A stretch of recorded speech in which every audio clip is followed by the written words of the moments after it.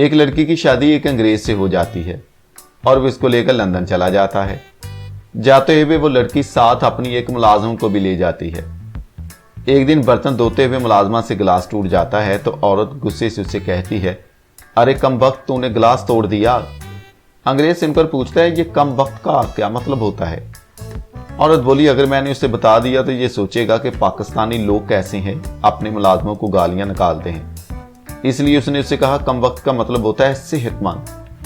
कुछ दिन बाद मुलाजमा फिर बर्तन धो रही होती है कि उससे कप टूट जाता है और वो कहती है, ए मनहूस कप तोड़ दिया। अंग्रेज फिर पूछता है, मनहूस का क्या मतलब है? और कहती है, मनहूस का मतलब है दुबली पतली। फिर कुछ दिनों के बाद अंग्रेज की सास बीमार हो जाती है और वह अपनी बीवी को लेकर पाकिस्तान उसका पता लेने आते हैं।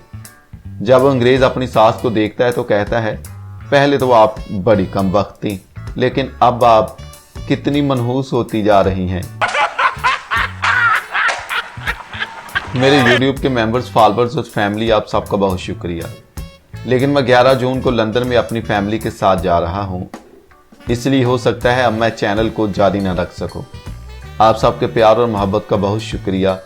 मैं 5 साल तक वापस आ जाऊंगा।